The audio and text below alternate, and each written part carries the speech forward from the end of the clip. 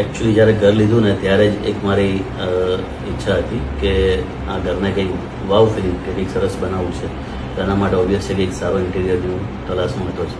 તો મેં બી મારા એક બે ફ્રેન્ડ્સ જે હતા જેની બ્રધર્સ સિસ્ટર્સ બધા ઇન્ટિરિયરમાં હતા, મેં એમની જોડે મિટિંગ બી કરી. બટ સમહાવ મારો ફ્રેન્ડ છે ખાસ ચિંતન શાહ, એને મને તમારું નામ રેકમેન્ડ કર્યું. તો જ્યારે મેં તમને બોલાયા ને તમે કીધું કે તમારી જે રીતે ધાર્મિક પ્રકૃતિ, તમે જે રીતે તમારા નજીકમાં જ રહો છો એકચ્યુઅલી વસંતકુંજમાં, અને તમારા ધાર્મિક છો, ખૂબ સારો નેચર છે. તો મેં કીધું કે ના બસ હવે આપણે જે બી હોય આપણા જૈનભાઈ, અને ખાસ નેચર વાઇઝ બી મને બહુ સારું લાગ્યું અને ધાર્મિક છે એટલે મેં આમનું જ આપણે પોઈન્ટ કરવા છે. ત્યારે આપણે વાત થતી હતી કે નોર્મલી કે આપણે આવું બનાવીશું, પછી તમે મને સ્કેચ બનાવીને આવતા હતા. એ ટાઈમે મને સ્કેચમાં બહુ ખબર નથી પડતી. મને તેટલી જ ખબર પડે કે બન્યા પછી કેવું લાગશે એ હું જોતો હતો. અને જ્યારે તમે મને 3D મોકલતા ગયા ને ત્યાર પછી બાઇંગ ચાલુ થયું, ત્યાર પછી મને બી ખ્યાલ આવ્યો કે તમે શું બનાવવા માંગો છો.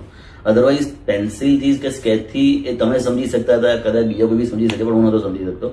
બટ યસ, જ્યારથી તમે 3D ના પિક્સ મોકલતા થયા ત્યારે એમ લાગ્યું કે ના આપણે બરાબર રીતે જઈ રહ્યા છીએ. જ્યારે એ ટાઈમે જ્યારે મારે ડ્રીમ હાઉસ એટલે મારું ઘણા બધા આપણે જોતા હતા, યુટ્યુબમાં જોઈએ, ગૂગલ્સમાં જોઈએ, લોકોના રિવ્યૂ લઈએ, તો સમાવ એટલા બધા ઓપ્શન્સ હતા ને કે ખ્યાલ જ ના આવે. ને મારી ક્યુરિયોસિટી વધારે હતી એ ટાઈમે. હું તમારી ઉપર થોપ કરું કે મારે આવવું જોઈએ. બટ સમવેર તમને ખ્યાલ હતો કે તમે જે રીતે કર્યું કે માણસનો નેચર કેવો છે, ફેમિલી કોણ કોણ છે, કેવું તમારું અન્ડરસ્ટેન્ડિંગ છે, કેવું તમને કમ્ફર્ટ છે, તમે એ પ્રમાણેની જે રૂપરેખા આપતા ગયા અને એ પ્રમાણે આપણે એને ફોલો કરતા ગયા. અધરવાઇઝ તો કેવું હતું કે મારા મગજમાં ઘણા બધા થોટ્સ હોય, બનાવવું ઘણું બધું હોય, પણ બન્યા પછી કેવું લાગશે ને જે તમને ખબર હતી, પણ એ તમે મને એક્સપ્લેન બી સારું કર્યું, એ તમે મને સમજાવ્યું બી બહુ અને કન્વિન્સ બી કર્યો, અને પછી આપણે ડન કર્યું.